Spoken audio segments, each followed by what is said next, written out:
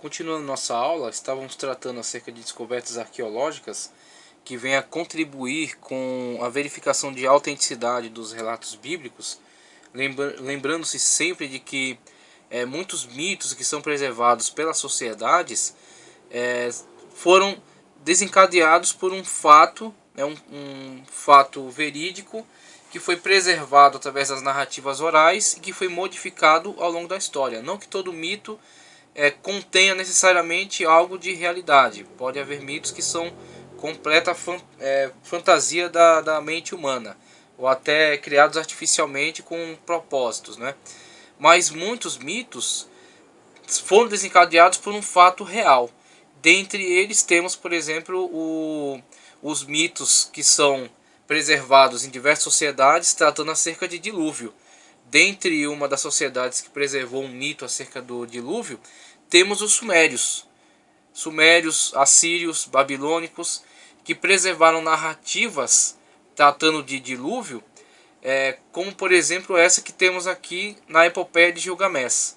Então a Epopeia de Gilgamesh está presente aí nessa rocha, foi escrita em cuneiforme e foi encontrada na região ali da Mesopotâmia. E dentre as narrativas preservadas neste material, temos a história do herói, o herói da história, o protagonista, chamado Gilgamesh, que é um personagem mitológico semelhante a Hércules, pode ser comparado ao Hércules da mitologia grega.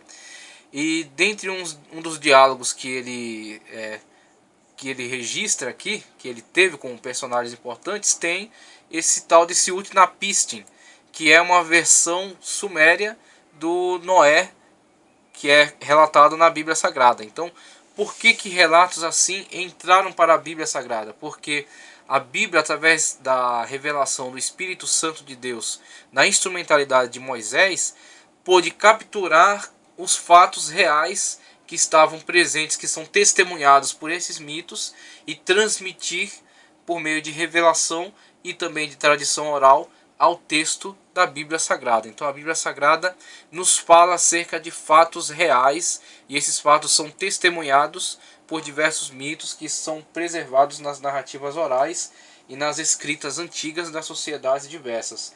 Dentre eles temos a Epopeia de Gilgamesh. E uma informação que vem contribuir do Atlas Histórico e Geográfico de Paul Lawrence, ele diz aqui na página 16, comparação com histórias mesopotâmicas de dilúvios. Pode-se encontrar paralelos do relato do dilúvio de Gênesis em histórias mesopotâmicas de dilúvios apresentadas em 3 versões. O épico de Atrahasis, de 1635 a.C., o épico de Ziusudra, de 1600 a.C., e o épico de Gilgamesh, de 1600 a.C. também. Este último é conhecido através de cópias feitas em Nínive e outras cidades do primeiro milênio a.C. O épico de Gilgamesh é uma adaptação da história do épico de Atrahasis. As semelhanças entre os relatos do dilúvio em Gênesis e no épico de Gilgamesh são mostradas na tabela da página ao lado. Temos aí alguns estabelecimentos de comparações, e há bastante comparações entre um e outro. E aí os acréscimos que são colocados aí na Epopeia de Gilgamesh deve-se à transmissão oral absorver características lendárias, né? Como por exemplo diz aqui acerca do personagem Utnapishtim, que ganha a imortalidade dos deuses.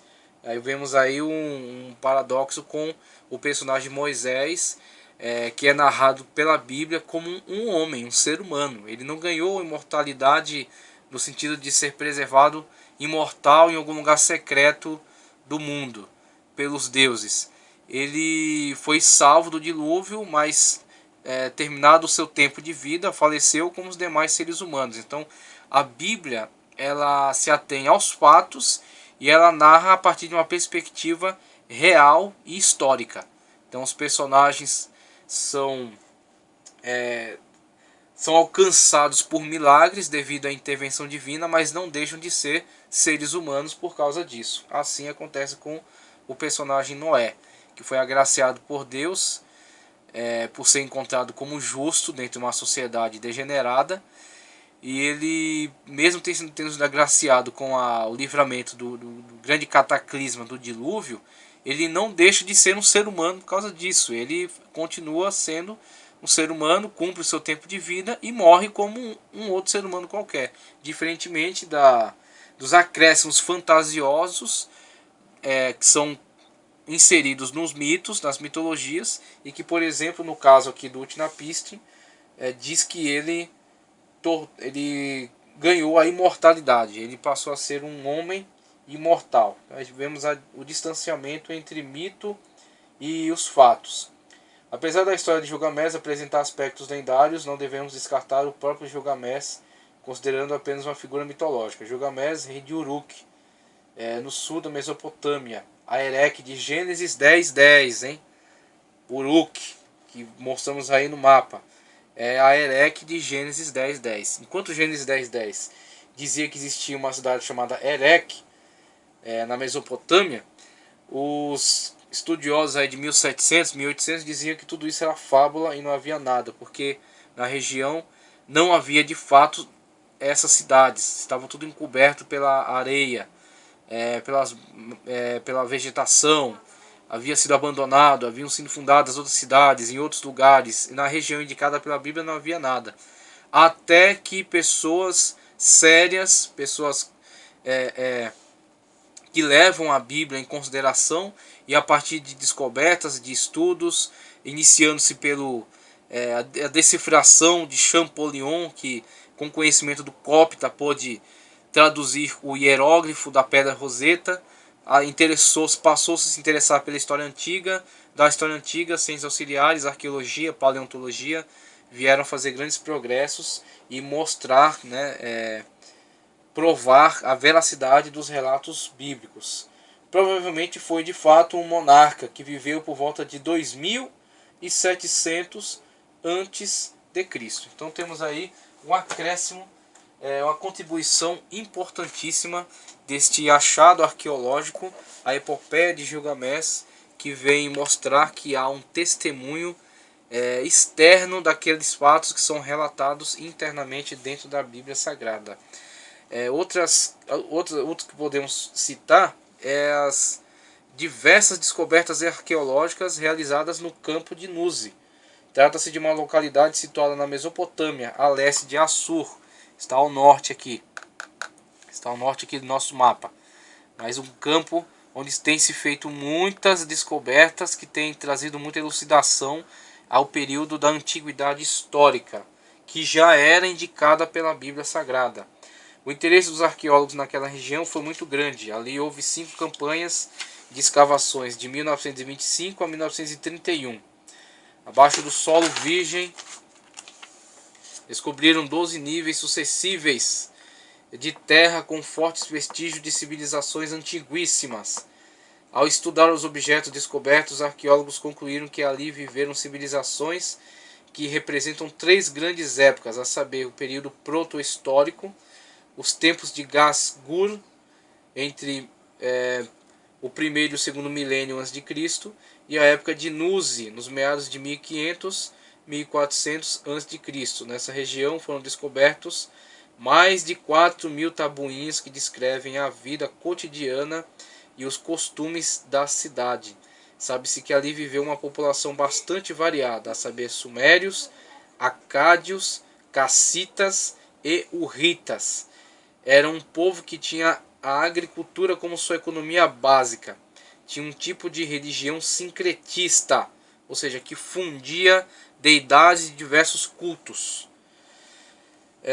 Sincretista, e adoravam alguns deuses que correspondiam aos elementos étnicos da cidade.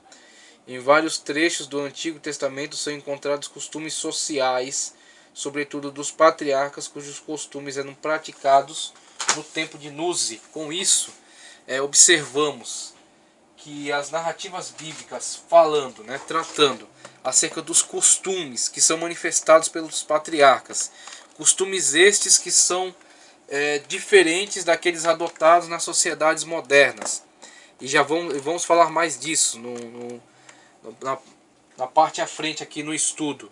Vai tratar especificamente dos costumes adotados no tempo de Abraão, que levaram a ele levaram Sara, por exemplo, a ceder a sua concubina para que tivesse filhos de Abraão, desse filhos a ele em substituição a si. Vemos que na antiguidade isso era uma legislação específica. Havia uma legislação que permitia isso, que a mulher estéril cedesse a sua concubina ao marido e essa concubina desse filhos a ele em substituição aos filhos que essa mulher não poderia dar. Então isso era uma questão de lei na época de Abraão.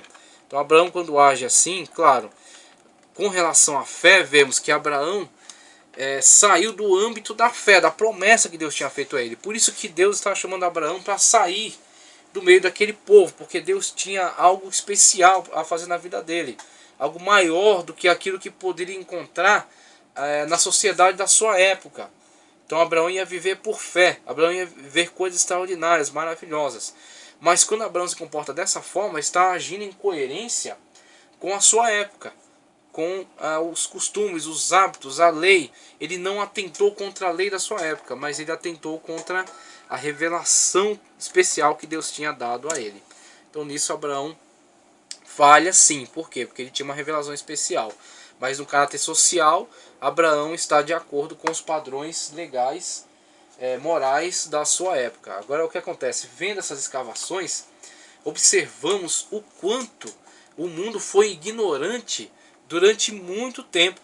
O quanto a Bíblia mostrava ao homem coisas que ele nem imaginava, coisas que ele duvidava, mas que estavam de acordo com os fatos, de acordo com a realidade. E o homem é que era desconhecedor, era ignorante desses fatos. Agora, quando a ciência da arqueologia pôde avançar nessas áreas, pôde trazer essas descobertas à luz, mostrou-se a veracidade bíblica, mostrou como a Bíblia estava certa. E eu acho que o maior ganho para nós, nos estudos que estamos fazendo da história, a história dos hebreus, mas repetindo, trazendo uma contextualização com a história geral, para percebermos toda a profundidade, percebemos tudo aquilo que veio a constituir, veio a formar um mundo no qual os hebreus estavam inseridos. É ganho para nós, porque nós vemos com isso a manifestação da veracidade das narrativas bíblicas, como a Bíblia está avançada, como a Bíblia está certa, e como a Bíblia é um livro que leva a sério a história. A Bíblia é um livro de história? Sempre reafirmo, não é. Não é biografia, não é livro de história, não é livro de ciências. Mas o que acontece? A Bíblia, quando faz menção à história, o faz a partir de um ponto de vista real, tratando as coisas com realidade, tratando as coisas com seriedade. Os escritores que foram usados pelo Espírito Santo para registrar os fatos, tendo por objetivo principal a redenção da humanidade, a salvação da humanidade, a transmissão da mensagem divina ao ser humano. Este é o ponto principal. Mas quando tocaram em assuntos relacionados à história, às sociedades, à geografia, fizeram isso a partir de um ponto de vista de seriedade, de compromisso, compromisso com a realidade, compromisso com os fatos. Então é isso que essas escavações vêm a comprovar para nós. É como a Bíblia lida com os fatos. A Bíblia não é livro de história, mas a Bíblia é um livro histórico.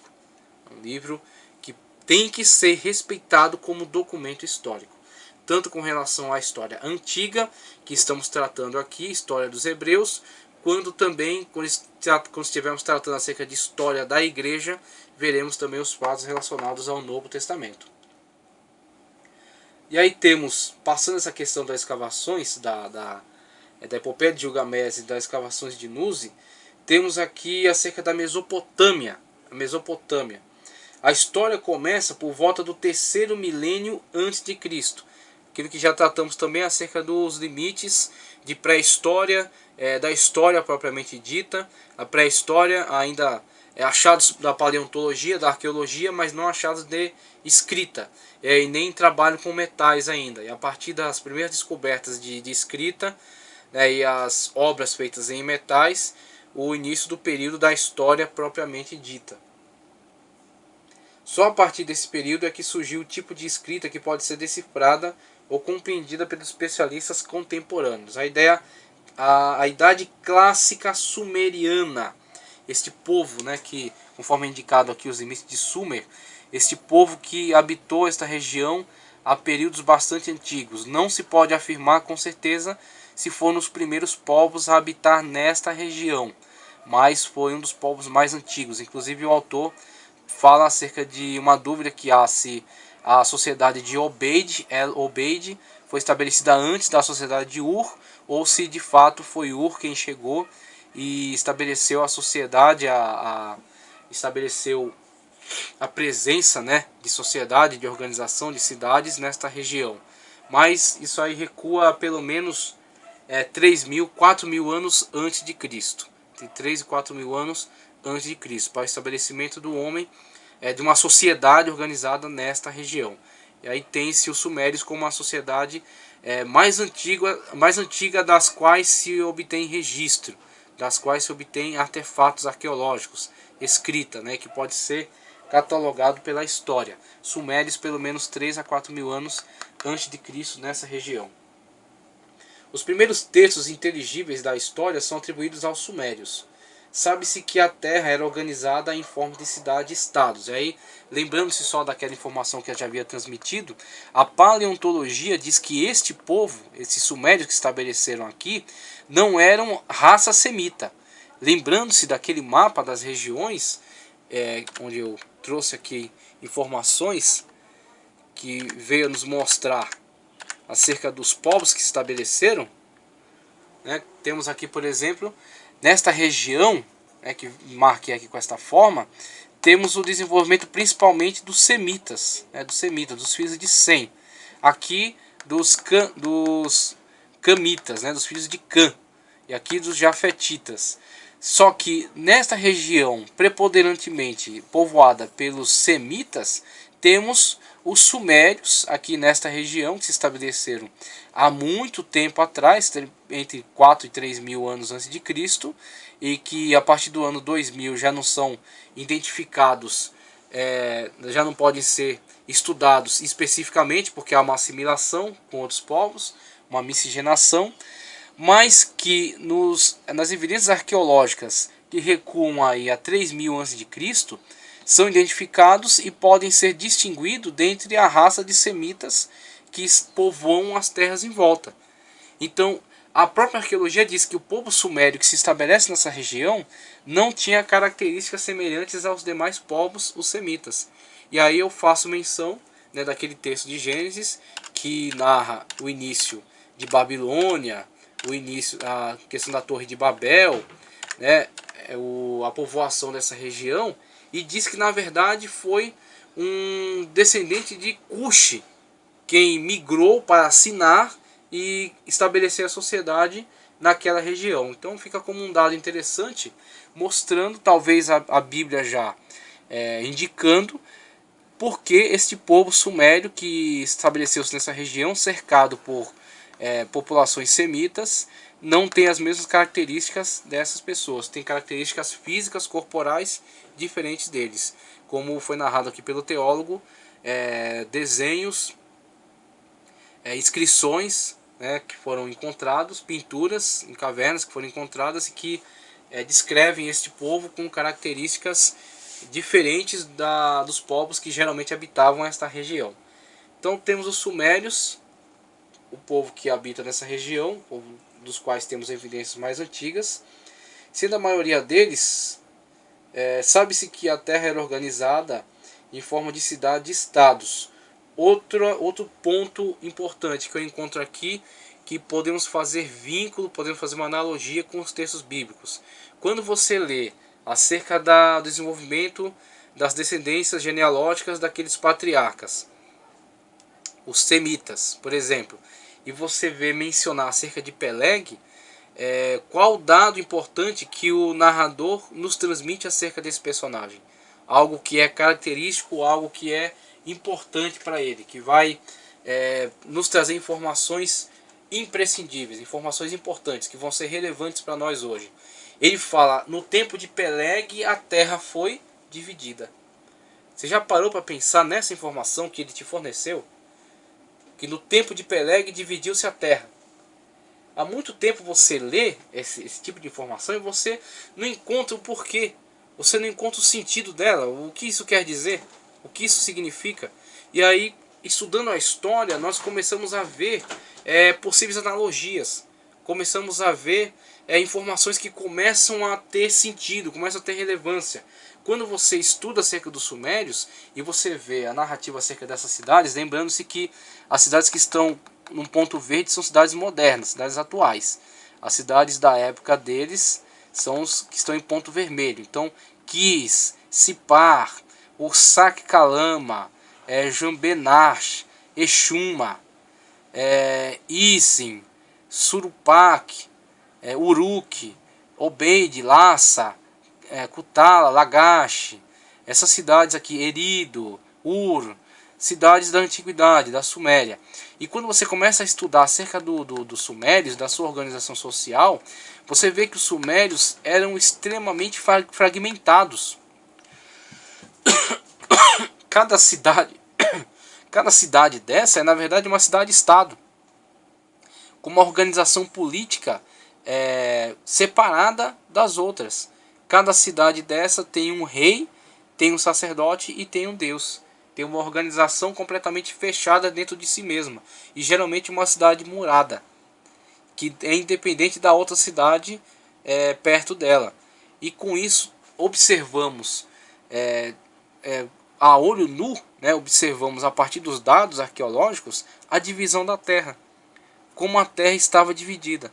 O que não vai prevalecer durante as invasões de outros povos, que vêm até esta região e unificam as cidades para então formar um grande império.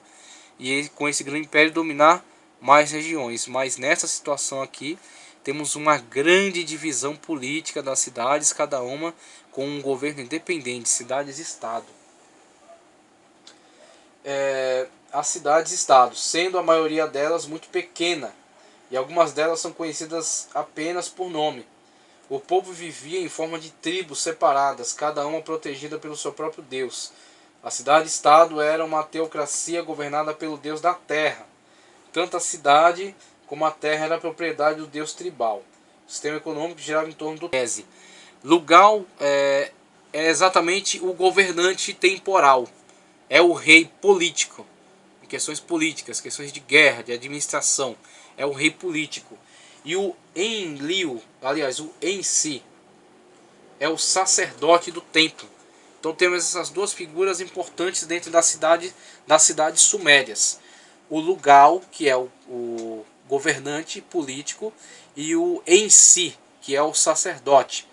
E essas duas figuras disputam o poder dentro da cidade, porque mesmo que o Lugal tenha um poder político militar, o Ensi tem o poder religioso, é o representante do Deus patrono da cidade, e conforme a crença sumeriana, é quem fornece poder ao governante. É aquele que habilita o governante ao exercício do seu mandato. Então, houve durante todo o período sumério essa disputa de poder entre o Lugal e o Ensi, que é o sacerdote representante da deidade, patrona da cidade. E aí, falando acerca disso ainda, temos essas figuras representativas. Essa aqui, por exemplo, essa pequena estatueta encontrada de um personagem, se eu não me engano aqui, chamado Gudea. Gudea, um personagem sumeriano, um sábio, um sacerdote, que foi preservado aí a sua figura através dessa representação aqui dessa pequena estátua. E aqui temos uma construção chamada ziggurat. Ziggurat. Então essa construção, esse tipo de construção, era o templo. E esse templo você vê representado por degraus, né, por plataformas, e mostrando como que a deidade numa elevação em relação às demais pessoas, aos demais cidadãos. Temos aí dentro do zigurate como que um resquício, uma preservação de uma lembrança do que pode ter sido a Torre de Babel. A ideia da Torre de Babel, né, de chegar ao alto, de chegar ao trono de Deus, aos céus, né, de ter domínio sobre os demais, de estabelecer a sua grandeza, a sua preponderância em relação aos demais. Então temos aí o zigurate como resquício dessa antiga dessa antiga iniciativa do homem em relação a estabelecer-se enquanto poder atemporal, né, poder sobre os demais cidadãos. Então a ideia de que o Lugal era um vassalo do seu Deus, essa é a ideia que governava a mente dos sumerianos. O poder era mantido pela sanção e eleição divina, apesar da tradição de que a realeza era proveniente do céu. Desde o princípio dos tempos, há evidência de que era uma assembleia da cidade que detinha o governo, e que a realeza se originou dessa assembleia, primeiramente como uma medida de emergência, depois como uma instituição permanente. Apesar de ser falho, tal sistema político resultou em relativa prosperidade. Então, o sistema agrário, bem como o urbano, andavam intimamente integrados a fim de atingir o sucesso econômico. Apesar das guerras esporádicas e locais, eram frequentes e violentas, sendo períodos de paz, certos períodos de paz propiciaram o crescimento econômico.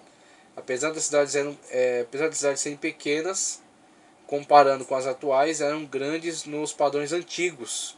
Embora as casas fossem na sua maioria simples e humildes, os templos e os palácios eram grandes e numerosos. A cultura e a educação giravam em torno da religião. Então temos aí a forma de organização da população suméria, extremamente dividida, cidades e estados, governada pelo Lugal, mas que compartilha poder com o Ensi, que é o sacerdote representante da deidade, patrona de cada cidade, né, que fornece, que dá poder, autoriza o governo do Lugal, mas que com ele compartilha de poder e de tomada de decisão. Então esta era a forma de governo dos sumérios. E aí, tratando também acerca da religião deles, temos que cada cidade tinha o seu patrono, tinha o seu padroeiro, né, o seu representante. Então os deuses tinham uma forma semelhante ao politeísmo grego, aquele panteão de deuses que tem comportamentos semelhantes ao dos seres humanos, que, por exemplo, procriam, guerreiam, brigam entre si, né, tem amizades, tem coligações, tem desavenças. Então assim também era com essas deidades da Suméria. E o que acontece? Esses deuses representantes das cidades, quando havia, por exemplo, a guerra entre cidades e a anexação, pelo menos periódica, de uma cidade por outra, necessariamente aquele deus da cidade também entendia-se subjugado ao deus da cidade vizinha.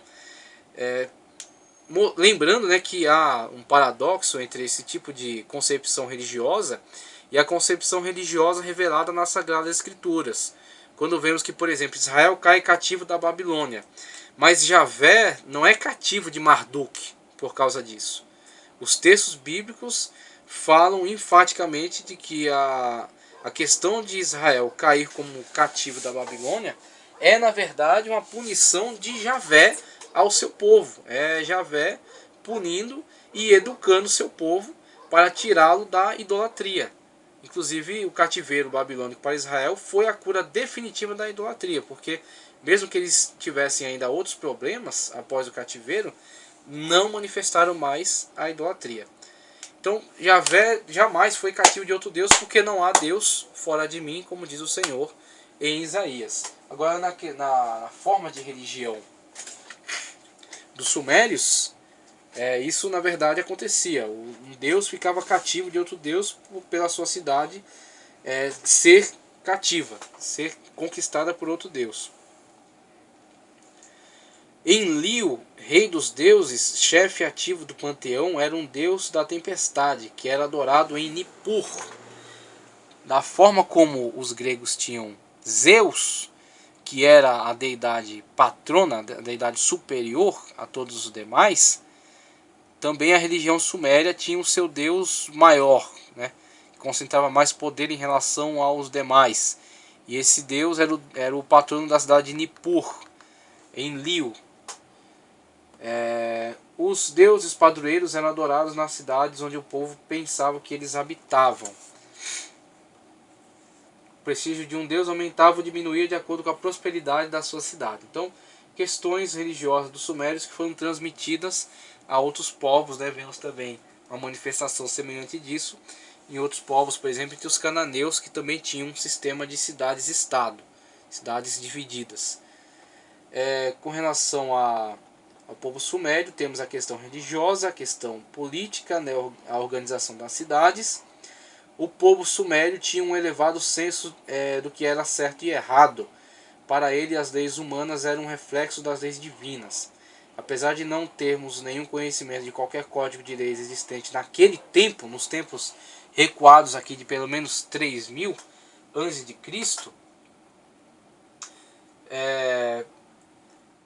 podemos observar através dos achados arqueológicos que havia um senso de justiça social entre eles, principalmente contra a exploração dos mais pobres. Isso faz saber que o conceito de leis remonta ao Código de Hammurabi. Aí temos que, mais à frente na história, este povo vai produzir um código de leis que vai ser muito importante para toda a sociedade e que vai também ser um testemunho vivo da complexidade, do avanço da sociedade antiga, que vai ser, por exemplo, refletido na lei de Moisés.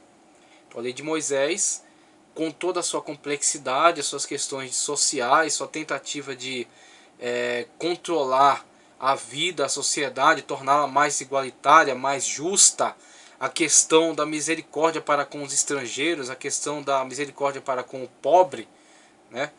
Ela vai mostrar que as sociedades antigas alcançaram um certo avanço, uma certa, um certo nível superior de complexidade, né? Um certo nível avançado de conhecimento jurídico, o que não era crido pelos críticos da Bíblia Sagrada, que olhavam para a Bíblia como uma construção tardia.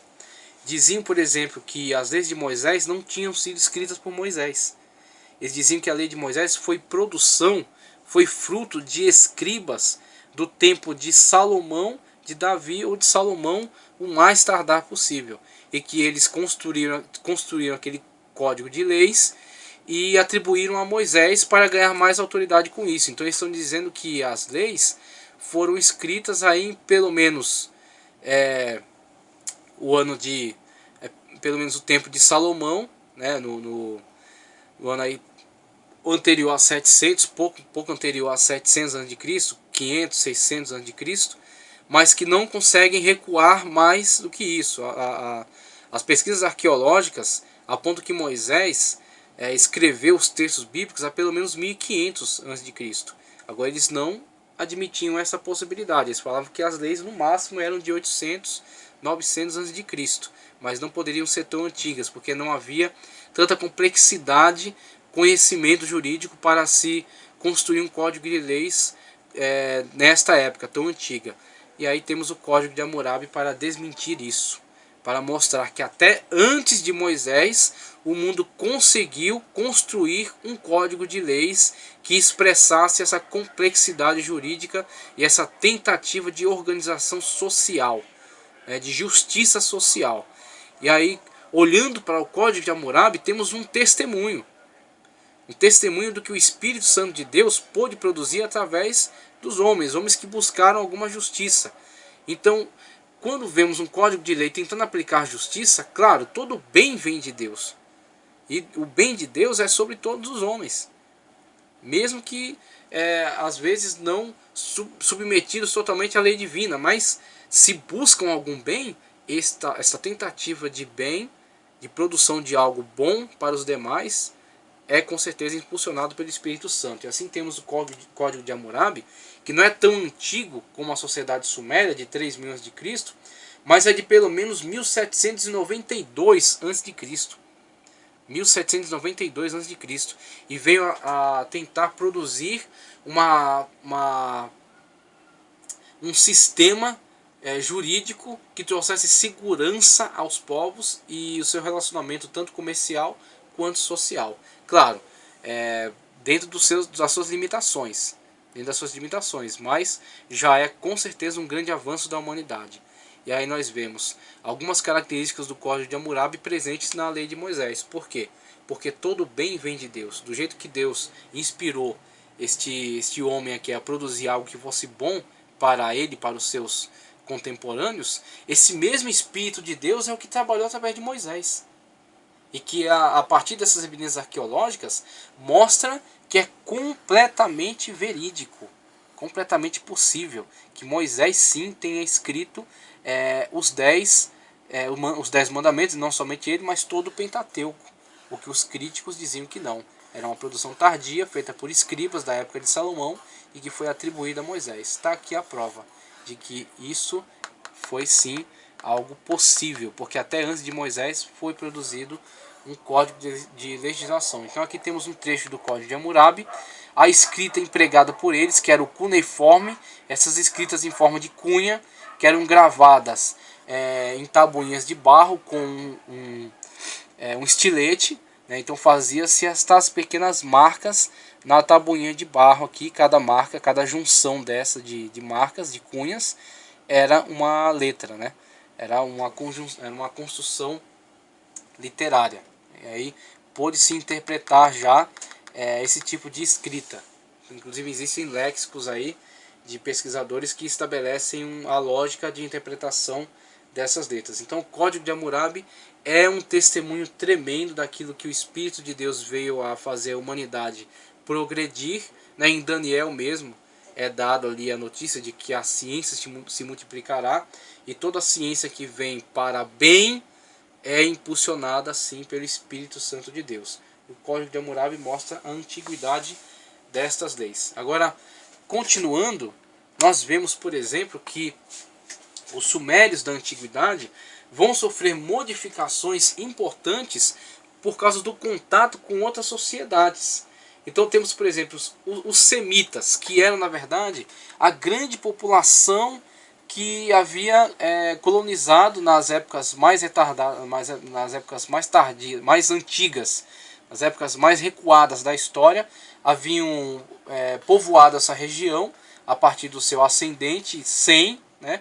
E que os camitas haviam povoado mais a região aqui de Canaã, do Egito, da África, né? Os cuxitas, os descendentes de Puti, de Misraim, né? Mas que a Bíblia já narra que uma pessoa dentre os de Cuxi migra para Sinar, essa região da Mesopotâmia, nos tempos da Antiguidade Bíblica, chamada de Sinar, e estabelece essas sociedades antigas, das quais podemos sugerir que os sumérios tenham aí então seu ascendente, né? A população, os cidadãos que deram origem a essa população. É uma hipótese. E aí vemos que com o passar do tempo da história, há uma miscigenação com os povos preponderantes da região, os sumérios, que vamos ver aqui, por exemplo, na população dos acádios. Não foram apenas os sumérios, os antigos povos a habitar na Mesopotâmia. Sabe-se que lá havia também uma população semita, os quais são conhecidos com o nome de acádios. Apesar de não sabermos se eles precederam os sumérios nas planícies do rio Tigre e do Eufrates, sabemos que eles não eram recém-chegados naquelas plagas.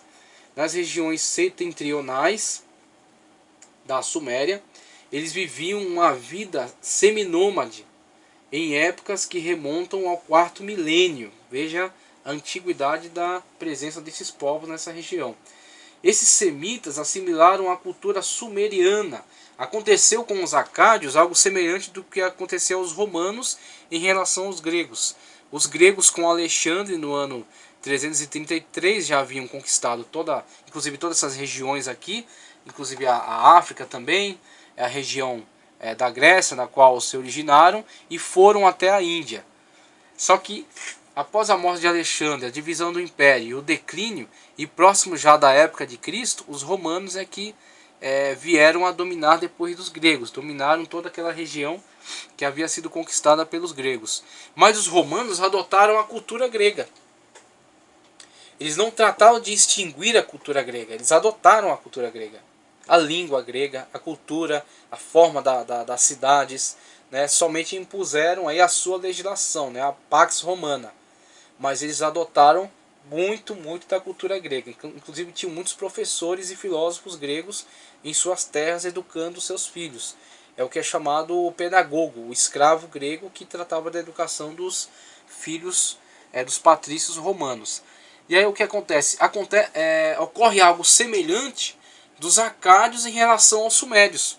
Os acádios, que são semitas, tão antigos quanto os sumérios, quando começam a dominar as regiões que eram tipicamente dos sumérios e começam a se impor sobre os sumérios, mesmo se tornando politicamente mais fortes, eles adotam a cultura suméria para eles.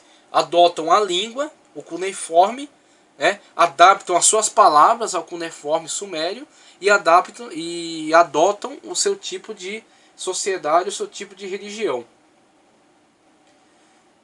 De acordo com os testes de radiocarbono, os textos escritos em acádio achados pelos arqueólogos remontam à metade do terceiro milênio. Eles adotam o panteão sumeriano com nomes semíticos, acrescentando seus próprios deuses no panteão. E aí temos também um outro movimento interessante na questão da religião. Aí acontece o que aconteceu, por exemplo, em relação às religiões afro, com relação aos católicos. Os católicos, sendo a religião dos colonizadores, dos portugueses, se impõe enquanto religião de Estado, aqui no Brasil, colônia. E os africanos trazidos para cá, o que fazem? Para não abandonarem totalmente suas deidades africanas, eles as adaptam às deidades do catolicismo. Então, pegam o nome dos santos dos católicos e atribuem aos seus próprios deuses.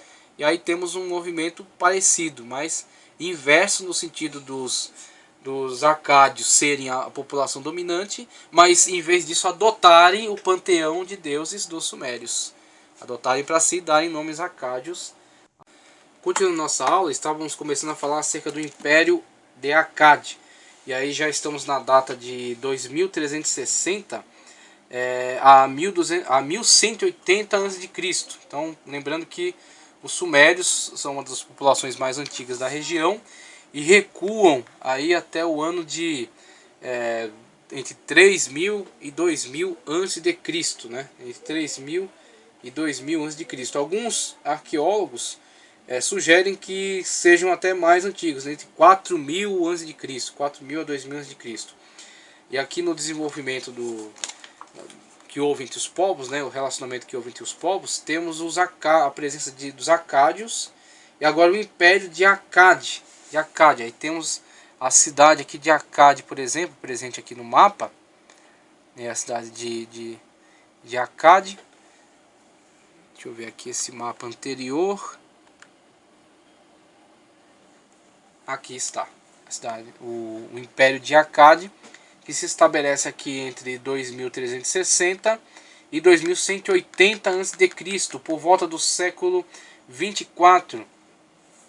Iniciou-se uma dinastia de governantes semíticos que tomaram o controle da Mesopotâmia, criando o primeiro império da história mundial.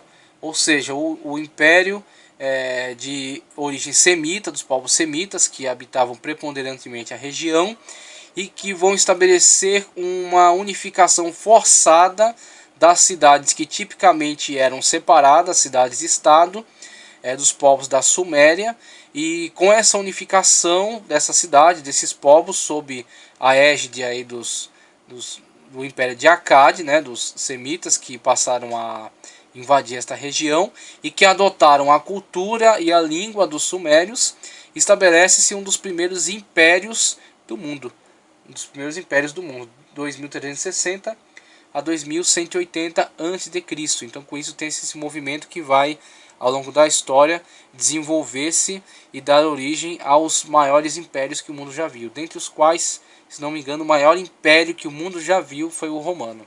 O Império Romano com maior extensão, que chegou a governar desde das Ilhas Britânicas, do território do Península Ibérica, até norte da África, Oriente Médio, avançando até próximo ao território da Índia.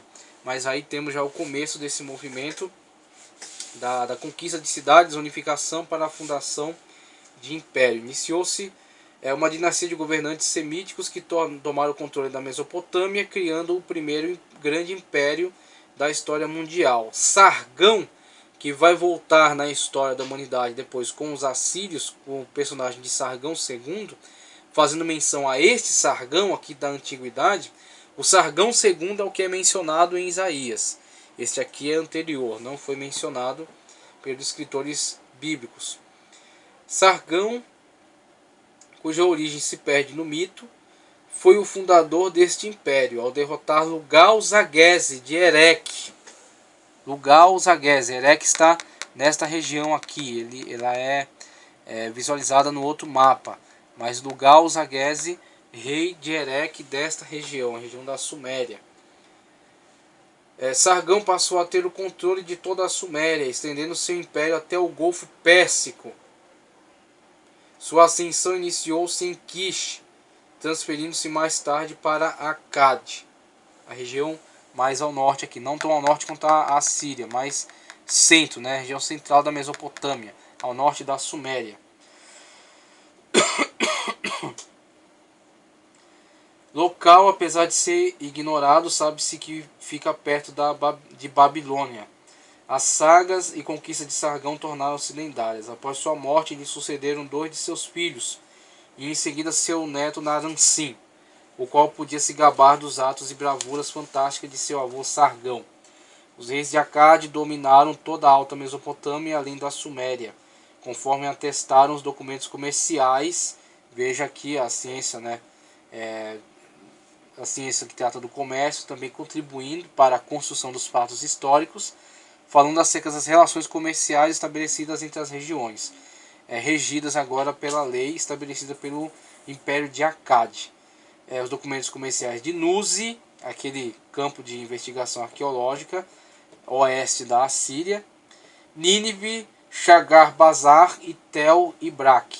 O Império Akkad se estendeu ainda que de forma intermitente desde Elão, que é esta região aqui, denominada de Elam aqui, desde Elão até o Mediterrâneo, que já é esta região aqui da Palestina, né? O mar Mediterrâneo e as margens, então se estendeu desde Elão até o mar Mediterrâneo, estabelecendo o primeiro grande império que o mundo já viu, o Império de Akkad.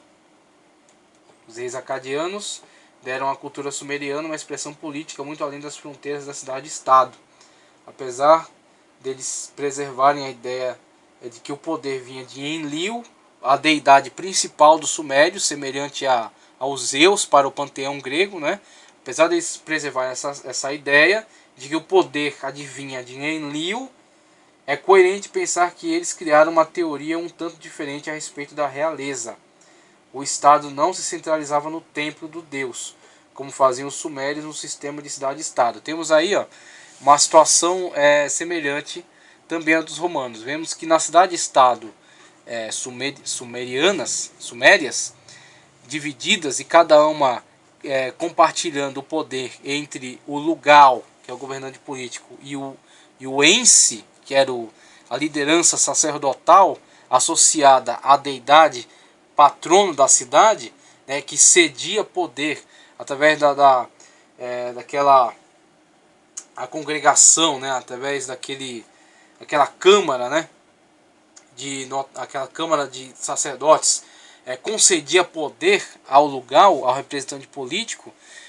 Temos aí agora uma modificação com o advento do Império de Akkad, tirando este poder representativo do sacerdócio, mantendo a questão cultural, a questão da religião, mas tirando o poder de fato, né? Então passa a ser simplesmente uma questão representativa, a questão religiosa dentro do Império de Akkad. Dá uma plataforma muito mais política agora, né? Um poder muito mais centralizado na mão do governante, que estabelece agora a sua autoridade de forma inquestionável.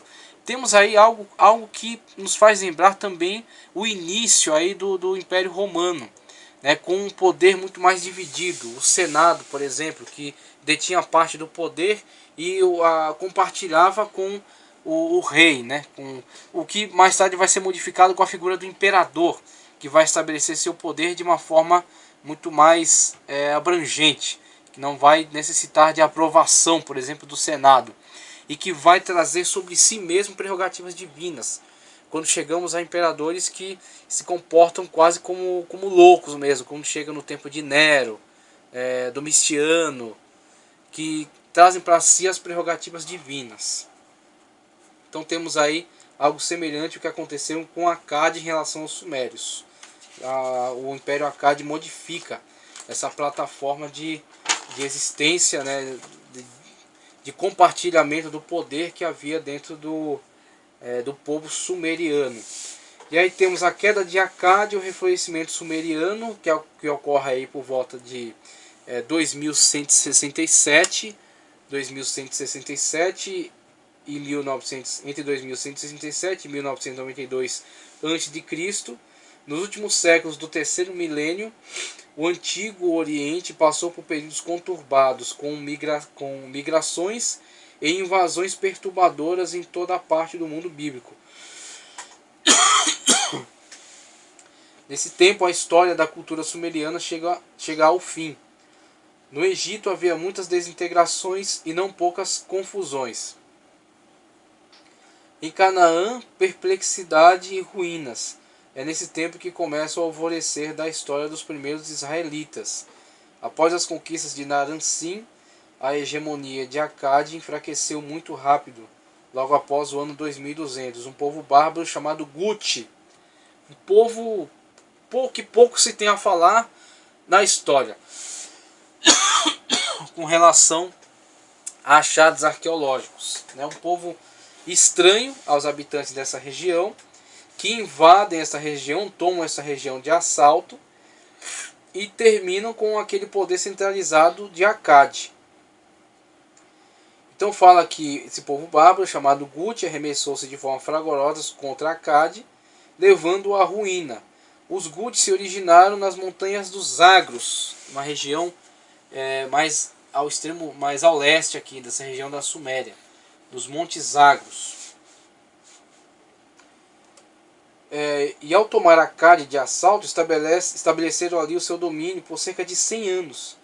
Tendo em vista que os Guti eram fracos, acredita-se que as cidades sumerianas mantiveram uma relativa independência no sul da Mesopotâmia. Após isso, seguiu-se um período obscuro, do qual não temos muitas referências. Foi nesse período que os hurrianos se infiltraram nas plagas do Tibre Ocidental. Então aqui já outros povos, com enfraquecimento do poder central de Acade, através da invasão dos povos de Guti, que destroem com o poder central, mas que não tinham uma organização política muito importante, muito séria. Com isso temos enfraquecimento do poder central, a volta de certa independência para as cidades sumerianas e a infiltração de outros povos. Temos o Tibre, a infiltração, por exemplo, de povos hurrianos, povos que vêm de outras regiões, por exemplo, da região da Armênia, no extremo norte do Oriente Médio, e que passa a compartilhar, que passa a se infiltrar nesta região. E aí temos toda uma movimentação de povos, enfraquecimento do poder central, né, e destruição das instituições que estavam fundadas até então, com o estabelecimento de leis e a manutenção dessas leis pelo poder central. Com esse tipo de quadro é que vamos observar, por exemplo, os movimentos migratórios. Dentre os movimentos migratórios importantes, temos o personagem principal da nossa história. Então começamos a construir o quadro do contexto do mundo da época de Abraão. A questão dos conflitos entre povos, movimentos migratórios, desordem política e social, e com isso temos talvez o quadro da história em que Abraão tenha sido chamado da terra de Ur dos Caldeus. Ur dos Caldeus, inclusive, a gente vai analisar depois a entrada dos caldeus na história. Mas Ur, que ficava na Suméria, será chamado no tempo de Abraão de Ur dos Caldeus. Por quê? Exatamente por causa do enfraquecimento do poder central e entrada de outros povos para a região, inclusive na época de Abraão, os caldeus, que vão tomar posse dessa região e vão manter a nomenclatura antiga da Suméria. Foi dado o nome de Ur à cidade, mas acrescentando suas próprias características. Com isso ganha a cidade o nome de Ur dos Caldeus, de onde veio o patriarca Abraão.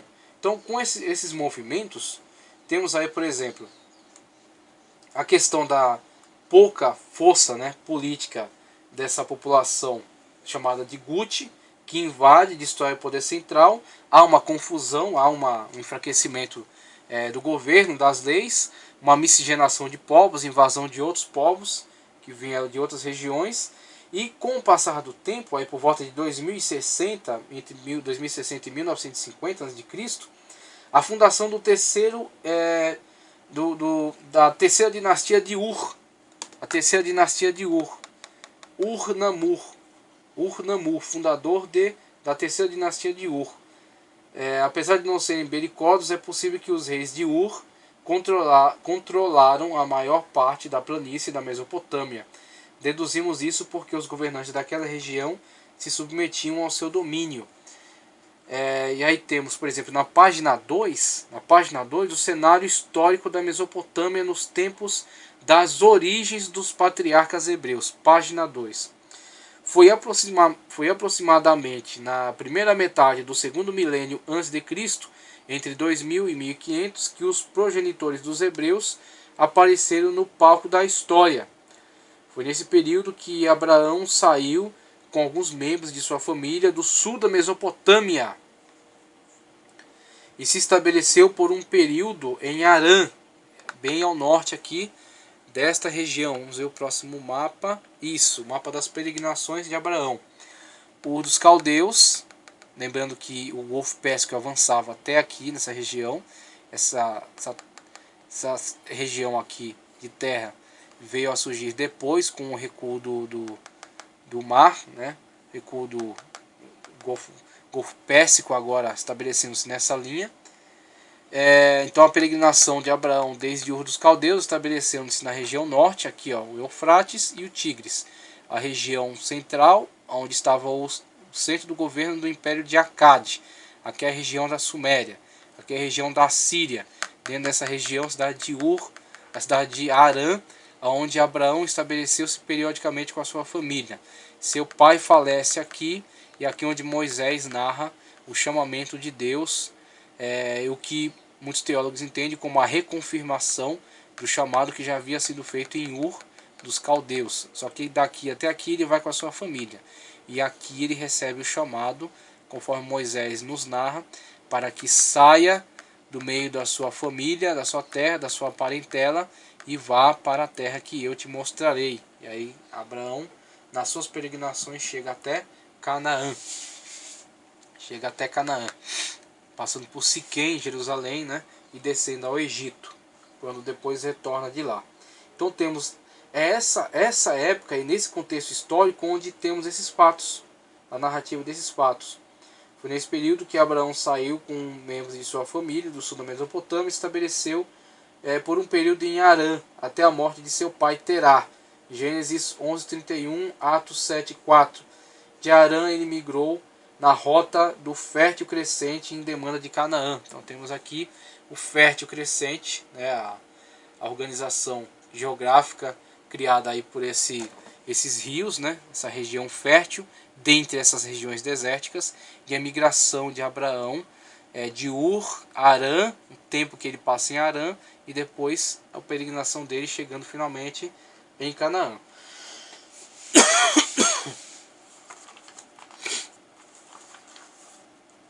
Então temos aqui um trecho onde fala acerca de alguns historiadores. Para alguns historiadores não se pode dizer que a história de Israel começa aqui, visto que não temos nenhum documento extrabíblico que comprove tais fatos a não ser a Bíblia. E aí entra uma questão de autoridade. Alguns preferem sempre desacreditar da autoridade bíblica, mesmo com todas as evidências que apontam para a seriedade com que trata os fatos.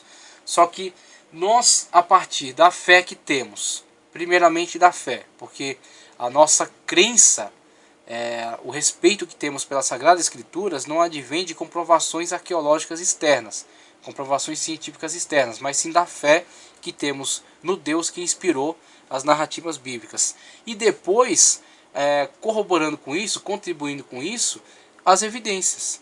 Então as evidências são cabais, mostram a seriedade com que a Bíblia trata os fatos. Então se a Bíblia diz para mim que Abraão é o ascendente do povo de Israel, que o povo de Israel tem a sua origem nesse patriarca, eu não questiono essa informação. Primeiro por fé, depois por evidências. As evidências nos mostram a realidade desse personagem, né? A questão genealógica apontada pela Bíblia traça uma linha que vai até este personagem. E aí nós vamos ver achados arqueológicos que mostram também, apontam para todas as características descritas pela Bíblia acerca deste personagem e mostram testemunho de que tudo isso está de acordo com o seu contexto, está de acordo com a sua época. Então, para aqueles que têm a fé na Bíblia, a história de Israel remonta ao 13º século, começando com a saída de Abraão de Ur dos Caldeus, sendo divinamente orientado por Deus, ele e os demais patriarcas posteriores. Então, para nós, isso é uma questão resolvida. A Mesopotâmia no século 20 a.C., por volta do ano 2060 até 1950, começou a terceira dinastia de Ur. Então, depois de toda aquela confusão política da região, a fundação do primeiro império que a humanidade já viu, o Império de Akkad, e a destruição desse império por invasores bárbaros, os Gut, a desintegração daquela organização central, mas a fraqueza desses invasores que não os levaram a se organizar política e militarmente. Com isso temos a vacância desse poder central e a possibilidade dos sumérios se reorganizarem novamente como um poder preponderante na região, e a fundação da terceira dinastia de Ur. Então a terceira dinastia de Ur, que dá novamente aos sumérios alguma relevância na história do mundo. E nessa época é onde podemos sinalizar a peregrinação de Abraão, o surgimento desse personagem bíblico e então o começo da história dos hebreus. Então aqui, depois de todo esse contexto histórico já relatado, para que nós possamos contextualizar a Bíblia, temos tanto a questão das narrativas de Moisés feitas até o capítulo 11, né, com aqueles povos e a colonização das terras do mundo a partir daqueles povos, com descendência em Sem, Cã, com ascendência em Sem, Cã e Jafé, e depois o início propriamente dito da história dos hebreus com Abraão localizando na época da terceira dinastia de Ur. A queda de Ur e a ascensão dos amoritas. O poder de Ur se enfraquecia cada vez mais por conta dos litígios entre as dinastias das cidades-estados. Novamente a questão da extrema divisão que há entre as cidades-estados dos sumérios, né? Isso se deu porque as cidades-estados gozavam de um relativo grau de independência. Com o passar do tempo, as cidades-estados foram paulatinamente se tornando totalmente independentes de Ur, até que o último rei de Ur, Ibicim, ficou sendo apenas um governador local. Então, características da forma sociopolítica adotada pelos sumérios, que novamente reaparecem e fazem com que esse império se fragmente novamente e as cidades-estado assumam suas características que já tinham, né, de serem completamente divididas.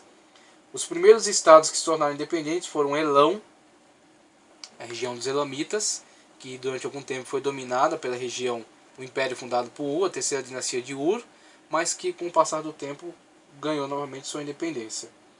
Elão no oeste, Assur no norte, Assíria no alto do Tigre, e Mari no médio Eufrates, região de Mari, a antiga região de Mari, no médio Eufrates.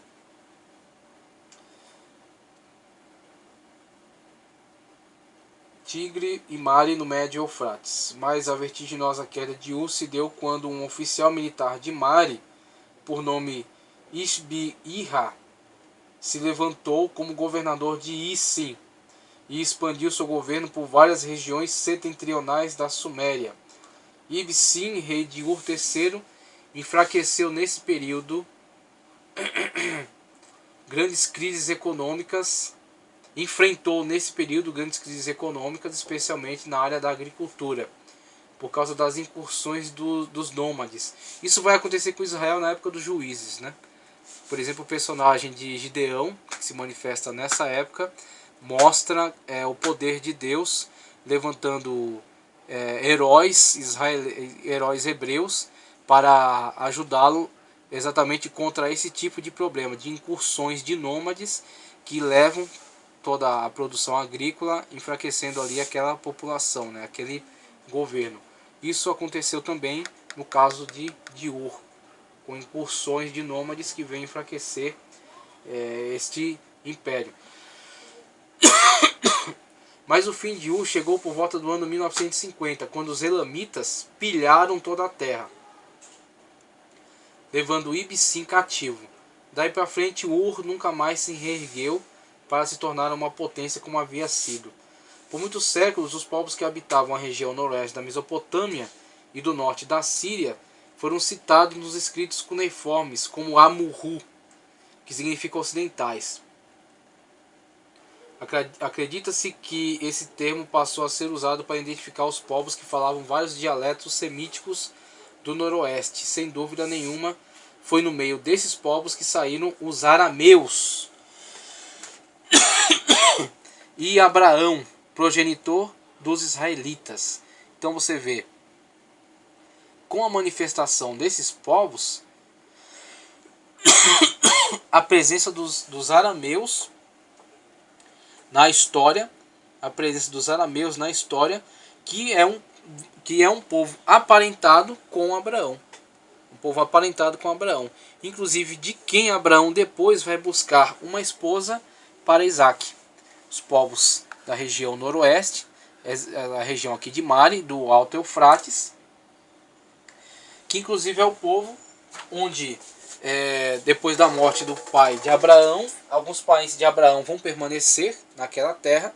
Abraão vai continuar sua peregrinação até Canaã, mas depois, quando do momento de buscar uma esposa para Isaac, Abraão manda seu servo Eliezer até esta região novamente, a região dos arameus, região da onde Abraão havia peregrinado até a Palestina.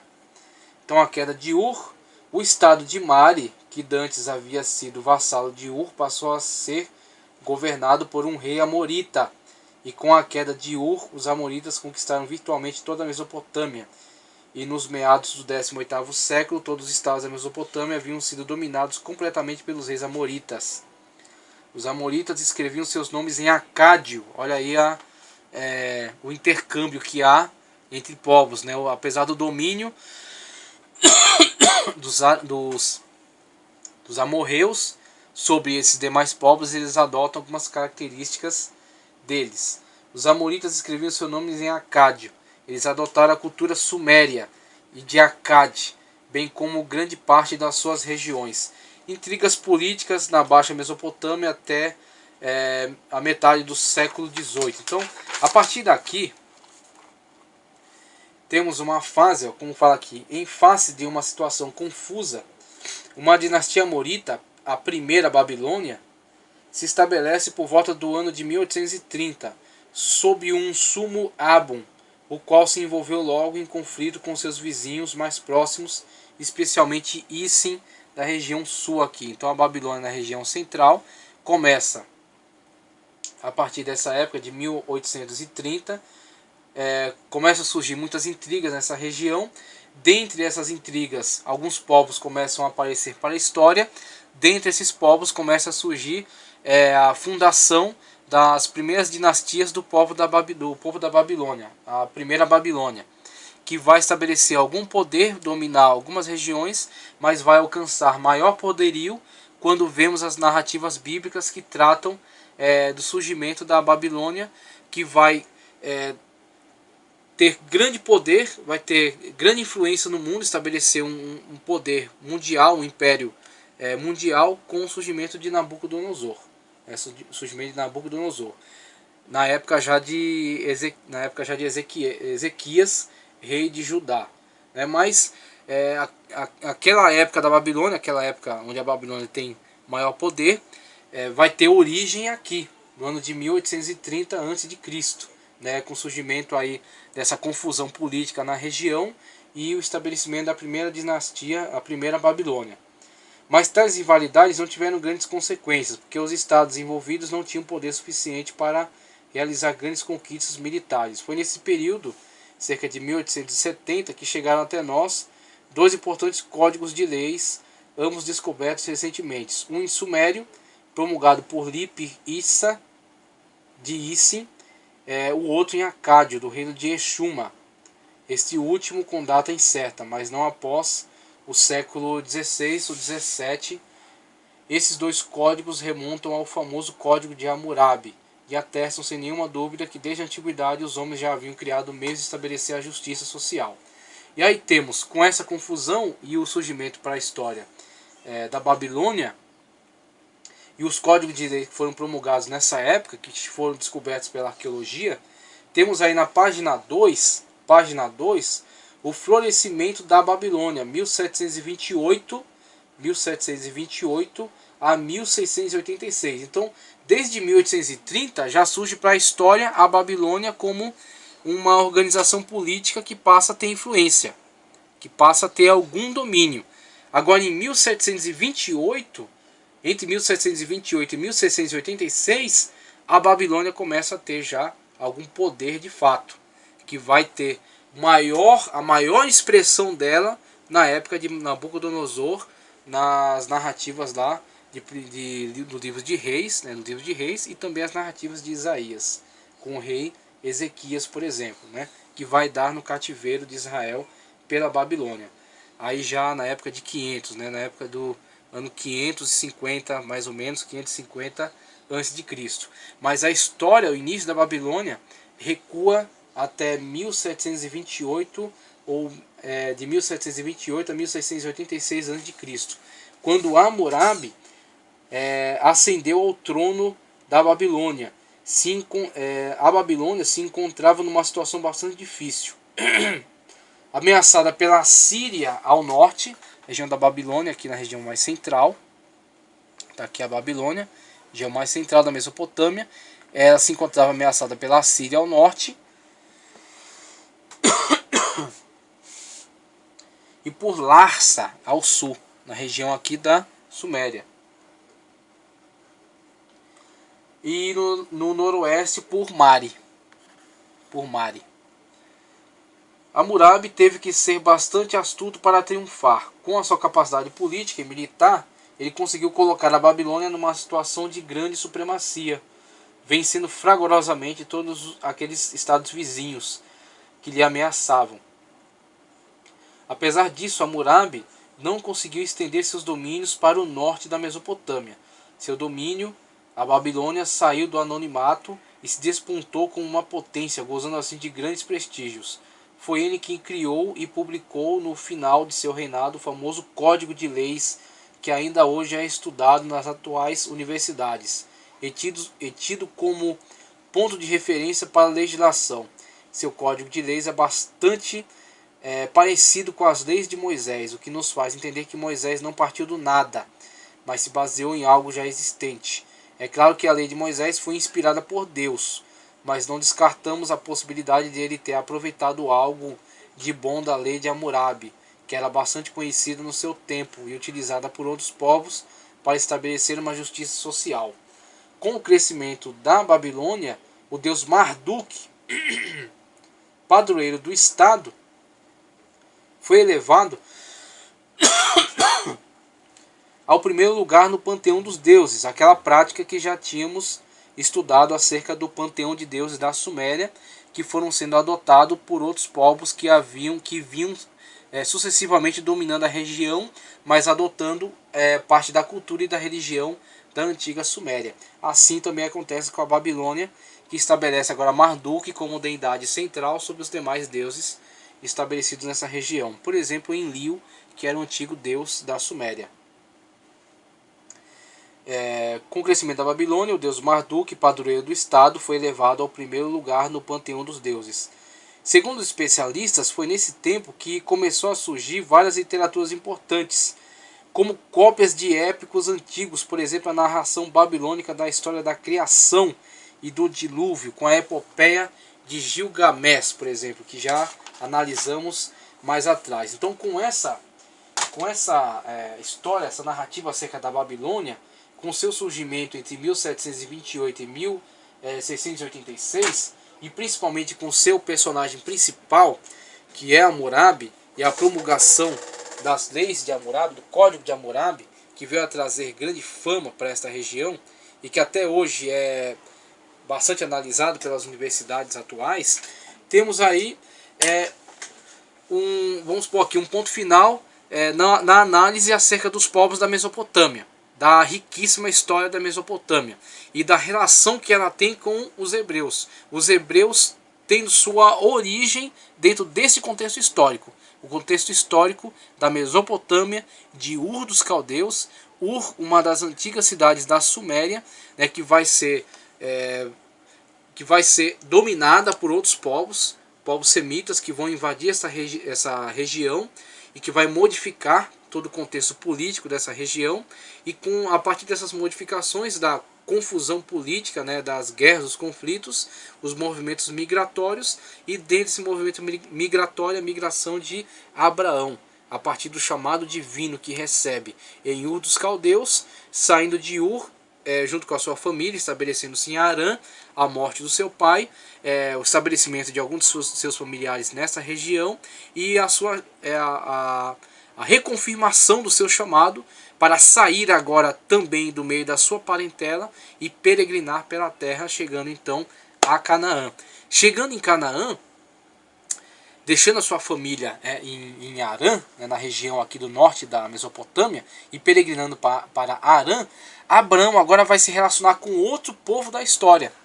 Outro povo importantíssimo para a história, que é tão antigo quanto a população da Mesopotâmia. E aí não existe uma definição da arqueologia e da história quanto à antiguidade dos povos com relação a quem é o povo mais antigo. Mas com certeza dos dois povos mais antigos da história. Vamos analisar agora o povo egípcio. Porque Abraão, saindo daquele contexto histórico da Mesopotâmia, vai para a Palestina e agora passa a se relacionar com este povo aqui. Tanto Abraão quanto os seus descendentes. Abraão, Isaac, que toma esposa ainda dos seus povos aparentados, os arameus, aqui do norte da Mesopotâmia, mas permanece estabelecido aqui na Palestina, né, em Canaã, e passa a se relacionar muito mais agora com os egípcios, quando então vamos ver depois, na continuidade, os patriarcas, né, Jacó, os 12, José, a história de José no Egito, a peregrinação para o Egito, a escravidão, o exílio para Canaã, né, e depois o cativeiro babilônico, novamente o povo se relacionando com o povo da Mesopotâmia. Mas a partir de então vamos analisar o relacionamento do povo, da história dos hebreus com a história do Egito, tá ok?